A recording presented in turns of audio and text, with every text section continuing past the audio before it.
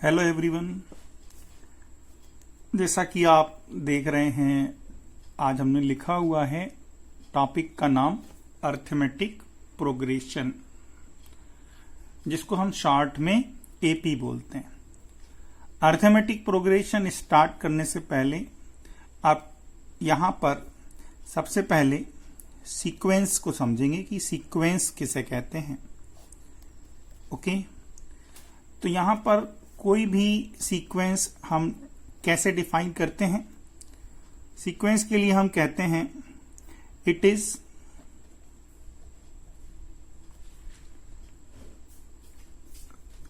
Definite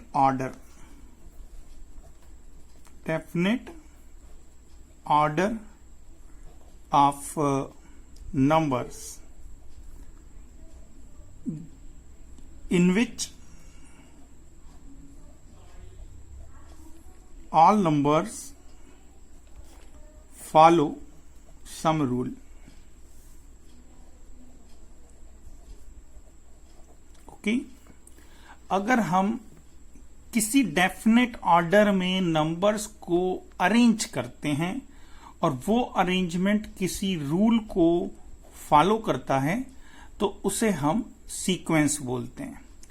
जैसे कि अगर मैं लिखूं यहां पर, सपोज मैंने लिखा 2, फिर मैंने लिखा 4, फिर मैंने लिखा 8, फिर मैंने लिखा 16, और मैं आपसे पूछूं कि भैया अगला नंबर क्या आएगा, यहां पे नेक्स्ट नंबर क्या होगा, तो हम यहां पर इन नंबर्स का एक पैटर्न देखते हैं। अब वो पैटर्न क्या हमने देखा कि यार ये 2 है, ठीक है, ये जो है ये 2 का स्क्वायर है, ये क्या है, ये 2 का क्यूब है, ये क्या है आपका 2 की पावर 4 है। तो हम यहां पे कह सकते हैं कि this number will be 2 to the power 5, that is 32, right. तो ये एक नंबर्स की क्या है, सीक्वेंस है, जो कि एक पर्टिकुलर रूल के अकॉर्डिंग बनाई जा रही है। और कुछ एग्जाम्पल्स लेते हैं।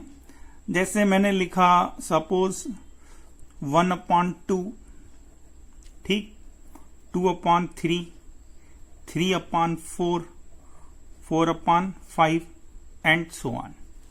और मैंने कहा कि चलो नेक्स्ट नंबर बताइए क्या आएगा।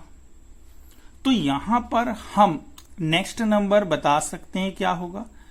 क्या चल रहा है न्यूमरेटर में 1 2 3 4, तो नो डाउट न्यूमरेटर क्या होगा अगला 5, और डिनोमिनेटर न्यूमरेटर से 1 ज्यादा है।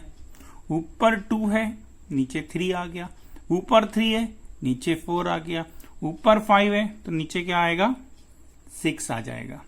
तो ये जैसे यहां पर एक रूल फॉलो हो रहा था, वैसे यहां भी एक रूल फॉलो हो रहा है। तो ये भी हमारी क्या है, एक सीक्वेंस है, ठीक। अब लेकिन अगर मैं मान लीजिए कुछ इस तरह से लिख देता हूं कि मैंने पहले 2 लिख दिया, फिर 3 लिख दिया, फिर 7 लिख दिया, फिर 17 लिख दिया, फिर 23 लिख दिया, तो अब यहां पे आने वाला नंबर क्या होगा, राइट। तो इस नंबर को हम किसी भी रूल से प्रिडिक्ट नहीं कर पाएंगे, राइट। यहां पे कोई रूल फॉलो नहीं हो रहा है, तो इस नंबर को हम प्रिडिक्ट नहीं कर पाएंगे। Okay, can't be predicted. That's why ये जो नंबर्स लिखे हैं ये कोई सीक्वेंस नहीं बनाते, not in any sequence. Sequence तब बनती है जब नंबर किसी रूल को फॉलो करते हैं, ठीक है। जैसे हम एक और नंबर, एक और सीक्वेंस ले रहे हैं। अच्छा, जैसे मैंने लिखा 2 5 8 11, और मैंने कहा अगला नंबर बताइए। तो हम यहां देखते हैं कि जब हम 2 से 5 पर गए तो +3 हुआ, 5 से 8 पर आए तो भी +3 हुआ, 8 से 11 पर आए तो भी +3 हुआ। मतलब यहां पर each following number is 3 more than the preceding number. तो मैं इस नंबर को इजीली प्रिडिक्ट कर सकता हूं, और ये नंबर मेरा क्या होगा 11 + 3 दैट इज 14। तो यहां के जो नंबर हैं ये भी एक रूल को क्या करते हैं, फॉलो करते हैं। ओके, तो यह भी हमारी एक सीक्वेंस होगी, राइट है। तो जब भी कोई सीक्वेंस किसी रूल को फॉलो करती है तो वहां पर जितनी भी टर्म होती हैं वो हम एक जनरल फार्मूले से रिप्रेजेंट करते हैं, जिसको हम उसकी जनरल टर्म बोलते हैं। जैसे यहां देखें तो पहली टर्म क्या है, 2 की पावर 1, सेकेंड टर्म क्या है, 2 का स्क्वायर, थर्ड टर्म क्या है, 2 का क्यूब।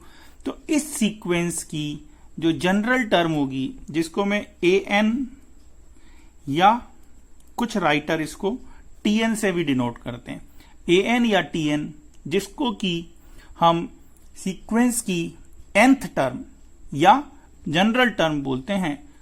पहले वाले एग्जाम्पल में हो जाएगी 2 to the power n।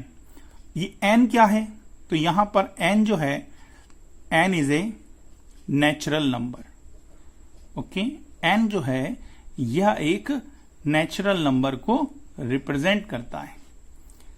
n क्या है, नेचुरल नंबर, मतलब 1 2 3 4।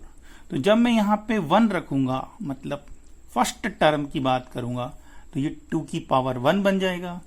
जब मैं यहां पे 4 रखूंगा तो फोर्थ टर्म बन जाएगी। तो जनरल टर्म में n की कोई भी वैल्यू रखकर हम सीक्वेंस की किसी भी टर्म को बता सकते हैं।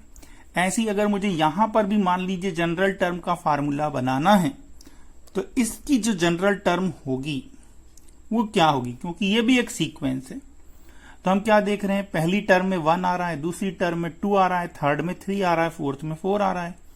तो जो हमारी यहां पर nth टर्म होगी, ठीक है, इस nth टर्म का न्यूमरेटर क्या हो जाएगा, n हो जाएगा, और denominator 1 more than numerator, so denominator will be n+1। तो ये इस सीक्वेंस का क्या हो गया, एक जनरल टर्म हो गया।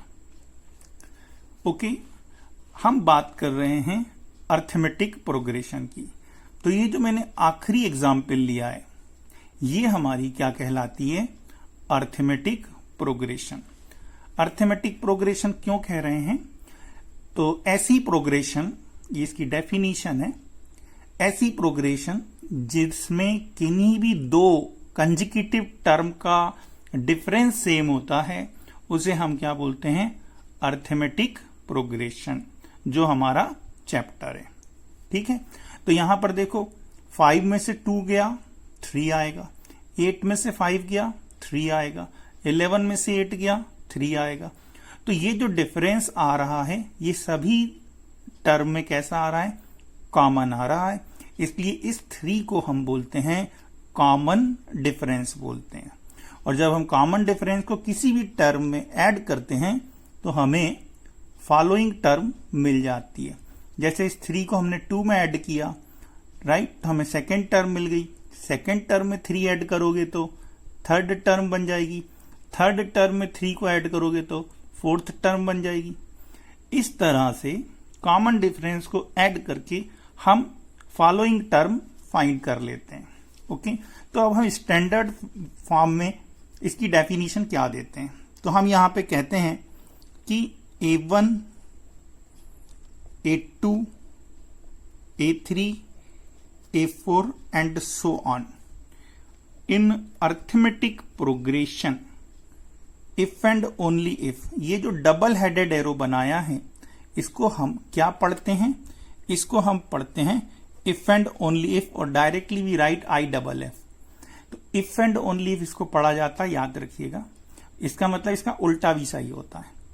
तो A1, A2, A3, A4 in arithmetic progression if and only if A2 minus A1 is equal to A3 minus A2 is equal to A4 minus A3। Okay, तो ये जो डिफरेंसेस हैं ये इक्वल होने चाहिए, और यहां पर इसे हम क्या बोलते हैं, कॉमन डिफरेंस बोलते हैं। जो भी डिफरेंस होता है उसको हम कॉमन डिफरेंस बोलते हैं, राइट है। तो जैसे अगर हम किसी भी अर्थमेटिक प्रोग्रेशन की, मान लीजिए कि मैंने कहा कि भाई फर्स्ट टर्म जो है वो 1 है और जो कॉमन डिफरेंस है जिसको हम डी से डिनोट करते जाएंगे, कॉमन डिफरेंस 4 के इक्वल है, तो हम एपी बना सकते हैं। तो इसके करस्पॉन्डिंग एपी क्या बनेगी? तो देखो first term as it is, second term बनाने के लिए इस डी को इस 1 में ऐड कर दो 5, फिर 5 में 4 को ऐड कर दो 9, 9 में 4 को ऐड कर दें तो 13 एंड सो ऑन। ये हमारी एपी बनती चली जाती है। बात समझ में आ रही है? कभी भी किसी भी टर्म में जब आप कॉमन डिफरेंस को बेटा ऐड कर दोगे तो जो फॉलोइंग टर्म है वो मिल जाएगी। अभी आप इस 13 में 4 को ऐड कर दो तो आपको नेक्स्ट टर्म मिल जाएगी। ओके, तो हम यहां पर अब इसी कॉन्सेप्ट से हमारा पहला जनरल फार्मूला यहां पे बनाते हैं। अब हम यहां पे कह रहे हैं कि यदि हमारी first term, if the first term is a, ठीक है, and the common difference is D, then the corresponding AP will be what? First term हमारी A है, ठीक है, तो सेकंड क्या होगी? तो A में इस D को प्लस कर दो तो अगली टर्म हो जाएगी A प्लस D। इसमें फिर से D को ऐड कर दो तो नेक्स्ट टर्म बन जाएगी A प्लस 2D। अब A प्लस 2D में D को ऐड कर दो तो ये बनेगा A प्लस 3D। अगला ऐड कर दो D तो ये हो जाएगा A plus 4D and keep continue. तो हमें इस तरह से AP जनरेट हो जाती है। अब हम इसको ध्यान से देखें और हम अब इस अर्थमेटिक प्रोग्रेशन की जनरल टर्म क्या होगी ये देखेंगे, ठीक है। ये आपकी कौन सी टर्म है? यहां पे ये हमारी फर्स्ट टर्म है, ठीक, A1। ये कौन सी टर्म है हमारी? ये हमारी सेकंड टर्म है A2। ये आपकी कौन सी टर्म है? थर्ड टर्म है A3। ये हमारी फोर्थ टर्म है A4। ये हमारी फिफ्थ टर्म है A5। अब हम यहां पे क्या करते हैं, जनरल टर्म बनाने के लिए, जिसको कि हम nth टर्म बोलेंगे, ठीक, वो हम इसकी सिमेट्री से बनाते हैं। कैसे सिमेट्री से बनाते हैं? देखो, जब मैंने यहां 5 लिया तो D के इनटू में क्या है 4। सभी की देखो पहली टर्म A है, इसमें भी A है, यहां भी A है, यहां A प्लस 0 बोल सकते हो, इसमें क्या बोल सकते हैं? A प्लस 0 बोला जा सकता है। तो A सभी में आ रहा है, ठीक है, किसी में D ऐड हो रहा है, किसी में 2D, किसी में 3D। तो हम ये पता लगाएंगे कि nth टर्म में कितने टाइम्स ऑफ D A में ऐड होगा, तो हम सिमेट्री बोलते हैं। यहां जब हम 5 ले रहे हैं तो D के मल्टीपल क्या है? 4। जब आप 4 लेते हो तो D का मल्टीपल कितना आ रहा है? 3 आ रहा है। और जब मैं 3 ले रहा हूं तो D का मल्टीपल कितना आ रहा है? 2 आ रहा है। और जब मैं 2 लेता हूं तो यहां 1 आता है। मतलब हम जिस टर्म की बात करते हैं D का कोफिशिएंट उससे एक कम होता है। समझो, D का कोफिशिएंट क्या आ रहा है? जब आप A2 बोल रहे हो तो 1 आ रहा है, जब A3 बोलते हो तो 2 आता है, जब 4 बोलते हो तो 3 आता है। तो जब n बोलोगे तो एक कम n-1 आएगा, ठीक है। तो an जो है वो हमारा क्या हो जाता है? A plus n-1 into D। और एक बात हमेशा याद रखिएगा, यहां n की वैल्यू क्या पॉसिबल है? तो n हमारा 1 2 3 4 ये नंबर होता है। मतलब n हमारा एक नेचुरल नंबर को डिनोट करता है, ठीक। और इस फार्मूले में 4 वैल्यू आती हैं। कौन कौन सी 4 वैल्यू हैं? एक तो A हो गया, एक n हो गया, एक D हो गया और एक जो लेफ्ट साइड लिखा है AN, ये पूरा की पूरा हो गया। तो सबसे पहले हम इस फार्मूले पर based different type of problems को देखेंगे, राइट है। और उसके बाद हम नेक्स्ट बात करेंगे सम ऑफ एन टर्म और AP की प्रॉपर्टीज की। Okay, let us start with the simple problems. As you see the first question, AP is given and we have to find its 11th term. अब हम यहाँ इसकी 11th term कैसे find करेंगे? हो सकता है 11th टर्म पूछी हो तो जो स्टूडेंट है ना, वो इसको लिखता चला जाए, 10 टर्म लिखते जाए, बाद में 11th बता दे, तो वो तो गलत प्रोसेस होगी, क्योंकि 11th टर्म है तो आप बना के लिख सकते हो, लेकिन 111 होगी तो पूरी टर्म तो नहीं लिख पाएंगे। तो हम यहाँ पर हमारा फार्मूला कैसे यूज करते हैं और एग्जाम में हमें कैसा लिखना है, हमें उसे ध्यान देना है। तो सबसे पहले तो जो दी गई AP है, ओके, इन given arithmetic progression, first term हमारी है 2 और कॉमन डिफरेंस कितना होगा? तो कॉमन डिफरेंस होगा, कॉमन डिफरेंस निकालने के लिए 2 कंजिक्यूटिव टर्म का डिफरेंस लेना है। और याद रखें, फॉलोइंग टर्म में से प्रीसीडिंग टर्म को सब्ट्रैक्ट करना होता है।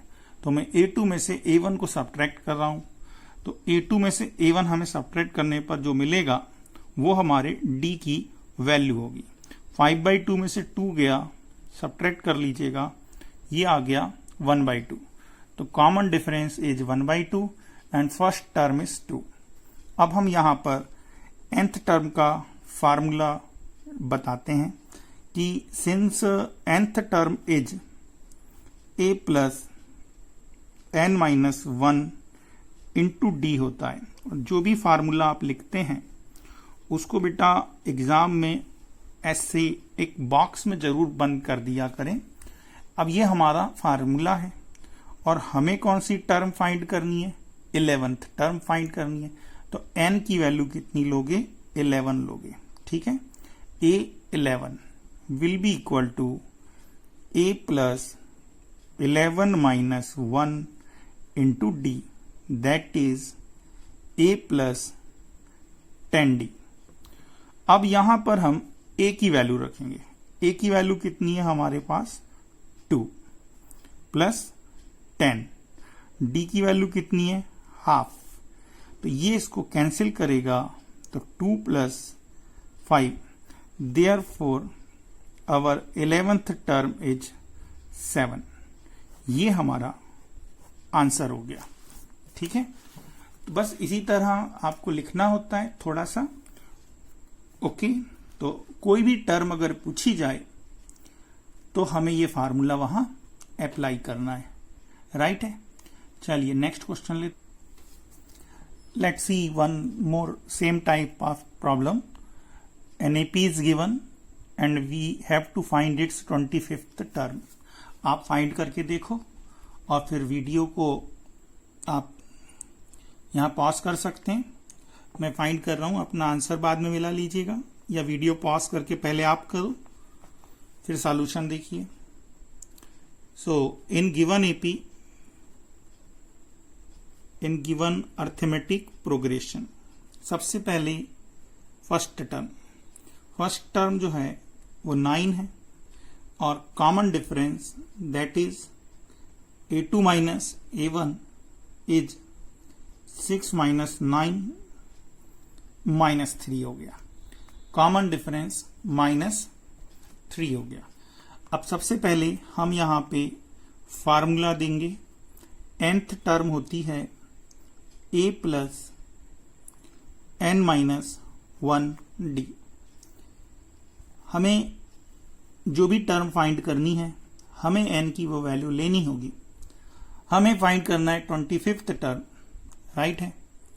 So 25th term will be A plus 25 minus 1D, ठीक है। So A25 will be equal to A plus 24D, right. अब इसमें A और D की वैल्यू पुट करेंगे। A की वैल्यू कितनी है 9 प्लस 24 और D की वैल्यू कितनी है -3। So we get 9 minus 24 into 3 is 72 और 72 9 में से सब्ट्रैक्ट करोगे तो ये आ गया -63। ठीक, ये हमारा आंसर होगा कि दी गई एपी की 25th टर्म कितनी है -63। तो ये हो गए टाइप 1 के क्वेश्चंस। टाइप 1 में हमने क्या देखा कि अगर एपी दी गई है तो उसकी कोई पर्टिकुलर टर्म को हम कैसे फाइंड करते हैं। ओके, अब हम नेक्स्ट पैटर्न पे चलते हैं। इस क्वेश्चन में हमें एपी गिवन है और पूछा गया है कि इस एपी में -6 कौन सी टर्म है, मतलब -6 की हमें पोजीशन बतानी है। तो ये पिछले क्वेश्चन से किस तरह से डिफरेंट दिख रहा है। पिछले क्वेश्चन में हम ये फाइंड करते थे -6 पोजीशन दी गई होती थी, जैसे -63 है, अब आपको ये दिया जाएगा और पोजीशन पूछी जाएगी। तो हमें नहीं पता कि -6 यहाँ पे कौन सी टर्म है, पर ये पता है फर्स्ट टर्म 16 है, सेकंड टर्म 14 है, थर्ड टर्म 12 है। ऐसे ही आगे बढ़ते जाओ तो कहीं ना कहीं आपको क्या मिलेगा -6 मिलेगा। तो हमें ये पता लगाना है भैया कि -6 कौन सी पोजीशन पर आएगा। ठीक है, तो करने का तरीका ऑलमोस्ट वही रहेगा। कोई भी अननोन पोजीशन हम nth पोजीशन ले लेते हैं। ठीक है, तो यहां पर in arithmetic progression what we have in AP, we have value of first term 16 और कॉमन डिफरेंस जैसा आप देख रहे हो 14 में से 16 को सब्ट्रैक्ट कर दो तो ये हो जाएगा -2। अब हम यहां पे इसकी पोजीशन पता लगाएंगे। ठीक है, तो हम सपोज कर लेंगे लेट nth टर्म इज -6। हमें इसकी पोजीशन नहीं मालूम, तो वो पोजीशन जो भी होगी एक नेचुरल नंबर होगी। वो नेचुरल नंबर मैंने कितना लिया है n के इक्वल ले लिया है। एज्यूम कर लिया है कि -6 जो है इस एपी में nth पोजीशन पर आएगा और अब हम इसको सॉल्व करके n की वैल्यू फाइंड कर लेंगे। ठीक है, तो nth टर्म होता है a plus n-1 into d is equal to -6। अब इसमें जो भी वैल्यू आपको मालूम है वो पुट कर दीजिए। a की वैल्यू कितनी है 16 प्लस n-1 और d की वैल्यू कितनी है, तो d की वैल्यू है -2 एंड इज इक्वल टू -6। बस इस इक्वेशन को सॉल्व करके n निकालना है। ठीक है, तो -2 का इसमें मल्टीप्लाई कर दे रहा हूं। सो व्हाट वी हैव 16, इस माइनस से ये माइनस हो जाएगा, ये plus -2n plus 2 equal to -6। 2n को ट्रांसफर कर दो, 6 को यहां ले आओ। 16 और 2 कितना हो जाएगा 18। 6 को ट्रांसफर कर रहा हूं प्लस 6, 2n को राइट साइड ट्रांसफर करेंगे 2n, तो 2n इक्वल टू क्या आ गया 18 प्लस 6 24। तो n की वैल्यू कितनी आ गई 12। That is the 12th term of this sequence will be -6।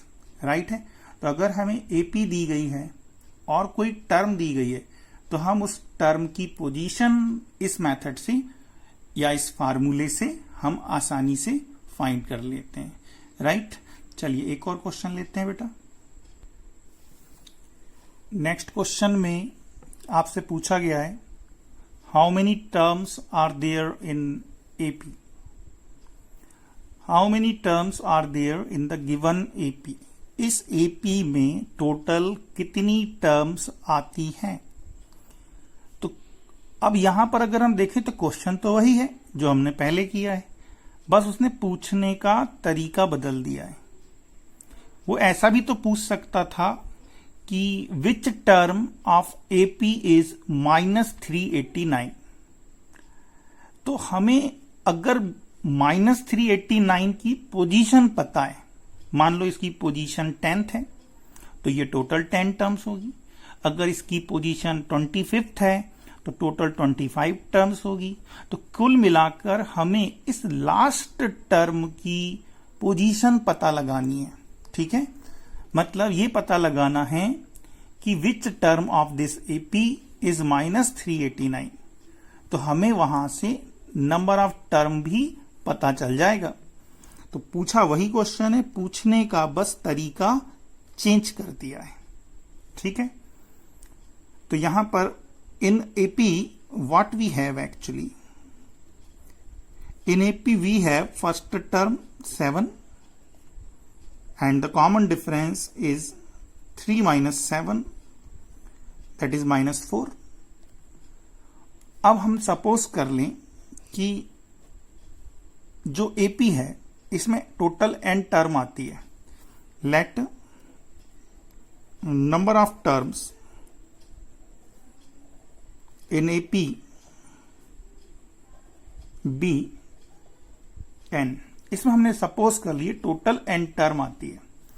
तो no doubt here the nth term will be equal to last term. Total n term इसमें है तो जो nth टर्म होगी वो लास्ट टर्म होगी, और यहां लास्ट टर्म जो है आपकी वो है -389। अब आप यहां फार्मूला लगाओगे nth टर्म का। So this will be a plus n-1 into d is equal to -389, and we are interested to find the value of n। और a की वैल्यू कितनी है 7 प्लस n-1, और d की वैल्यू कितनी है -4 इज इक्वल टू -389।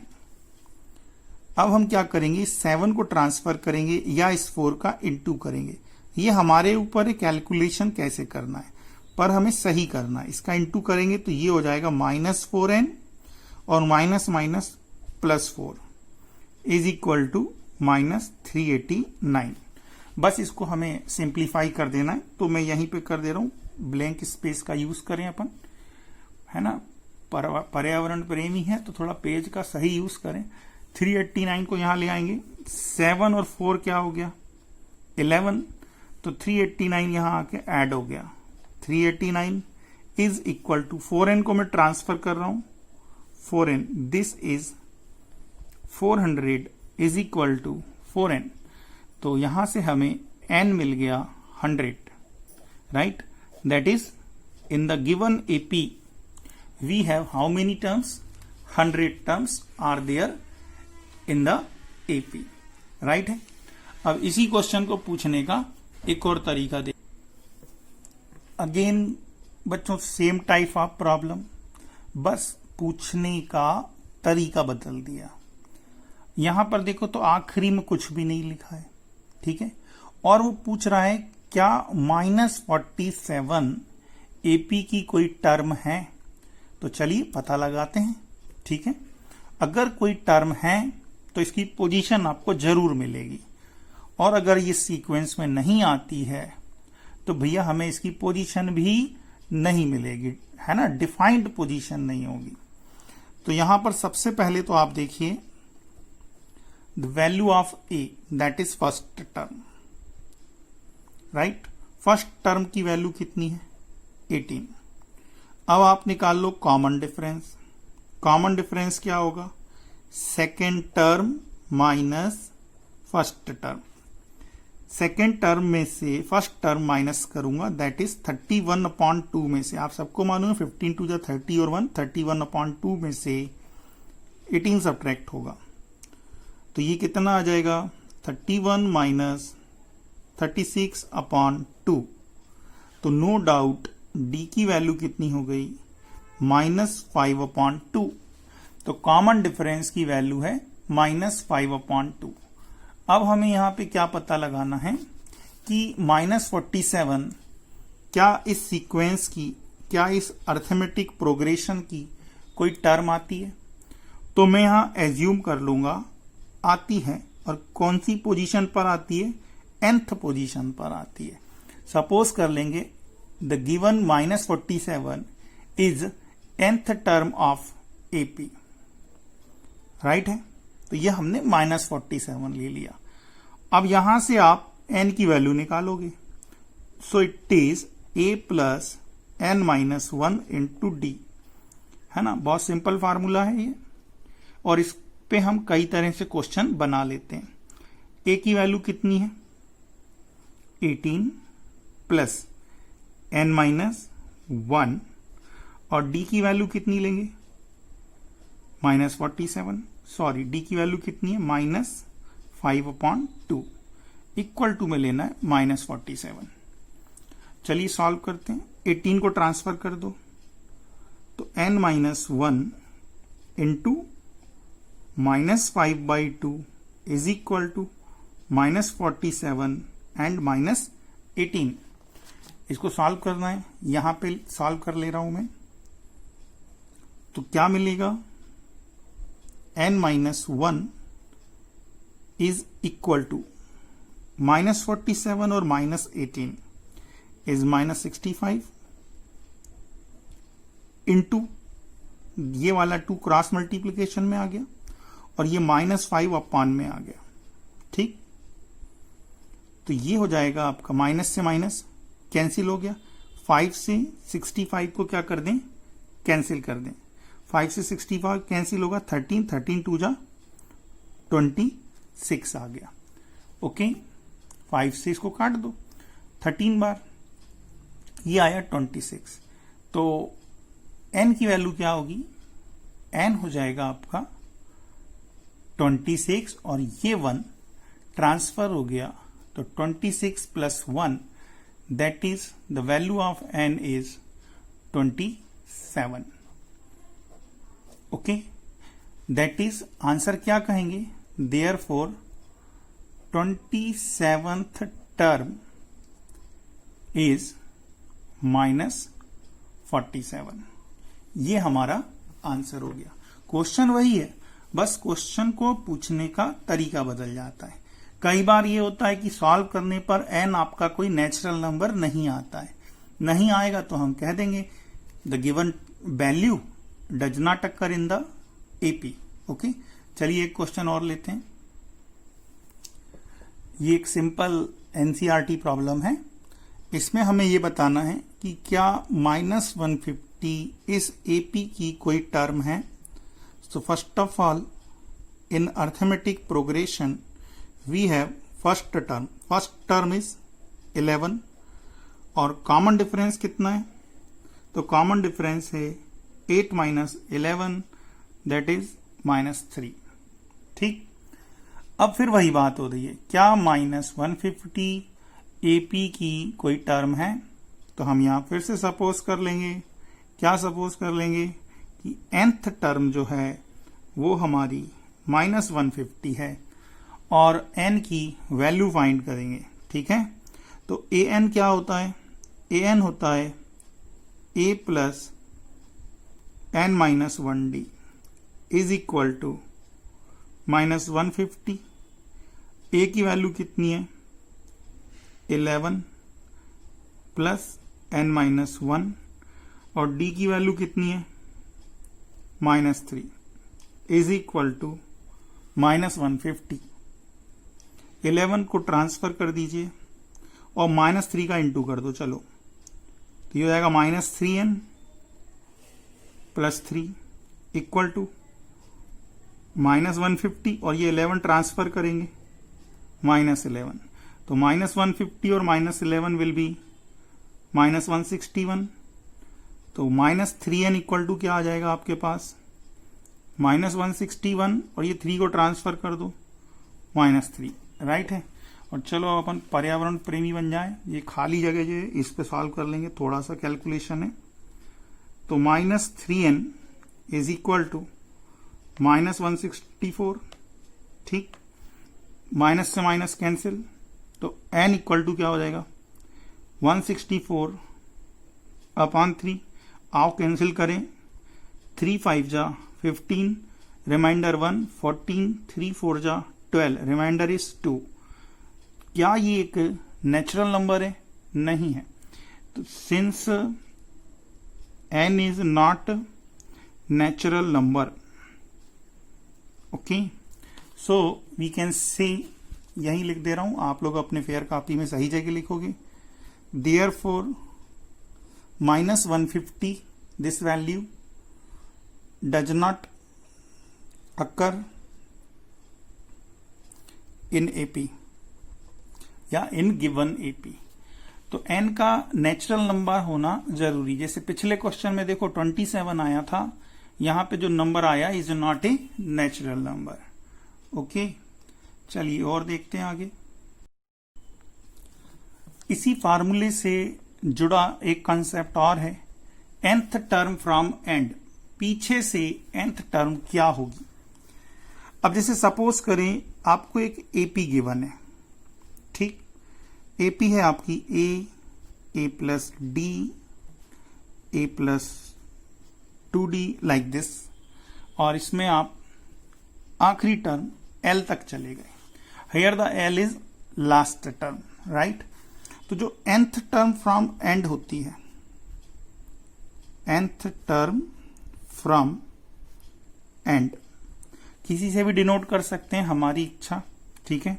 हमने and से nth टर्म को चलो en से डिनोट कर दिया, तो en क्या होगा? तो आपको an का फार्मूला तो याद है। an का फार्मूला क्या होता है? an का फार्मूला होता है a plus n-1 into D. ये जो बच्चों फार्मूला है, ये बिगिनिंग से हमें या स्टार्ट से nth टर्म बताता है।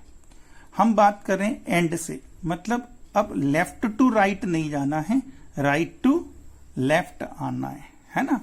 अब जब राइट टू लेफ्ट आएंगे तो देखो क्या बदल गया। राइट से जब हम आ रहे हैं तो इस ए की प्लेस कौन ले लेगा? एल, क्योंकि जब यहां से आओगे, राइट साइड से आओगे, तो फर्स्ट टर्म हमारी एल हो जाएगी, ठीक है। तो ए के प्लेस पर हम एल का यूज करेंगे, n-1 एज इट इज। जब हम लेफ्ट टू राइट जा रहे हैं तो सेकेंड टर्म में से फर्स्ट टर्म घटा रहे हैं, मतलब फॉलोइंग टर्म में से प्रीसीडिंग टर्म सब्ट्रैक्ट करते हैं। पर जब हम राइट टू लेफ्ट आएंगे, एंड से आएंगे, तो a1 हमारी प्रीसीडिंग टर्म नहीं, फॉलोइंग टर्म होगी। इसलिए a में से a प्लस डी को सब्ट्रैक्ट करोगे तो माइनस डी आ जाएगा, मतलब डी का साइन चेंज हो जाएगा, पॉजिटिव से नेगेटिव, नेगेटिव से पॉजिटिव। तो यहां फार्मूले में जहां डी लिखा हुआ है वहां आपको क्या लिखना है? माइनस डी लिखना है, ठीक है। तो ये एंड से nth टर्म फाइंड करने का हमारा एक कह सकते हैं कि फार्मूला है बेटा, ठीक है। कई बार क्वेश्चन में पूछता है एंड से बताओ भाई, ठीक, तो हम इस फार्मूले को यूज करेंगे, ठीक है। चलिए एक आध क्वेश्चन भी लेते हैं इस पर। देखिए एक एनसीईआरटी लेवल प्रॉब्लम है, find the 20th term of AP, ठीक है, फ्रॉम एंड। अब इसमें हमें एंड से 20th टर्म फाइंड करनी है, ओके। तो हम एंड से कैसे फाइंड करेंगे? बहुत आसान है। In given AP we have first term कितनी है? 3, और कॉमन डिफरेंस हमारे पास कितना है? तो कॉमन डिफरेंस है 8, और लास्ट टर्म की वैल्यू कितनी है? तो लास्ट टर्म है 253। फार्मूला कौन सा लगेगा? एंड से nth टर्म का फार्मूला। तो आप फार्मूला पहले लिख दीजिए, ठीक है। Since nth term from and से nth टर्म का फार्मूला en इक्वल टू ए नहीं लिखेंगे, है ना, क्या आएगा? एल आएगा बेटा, ठीक है।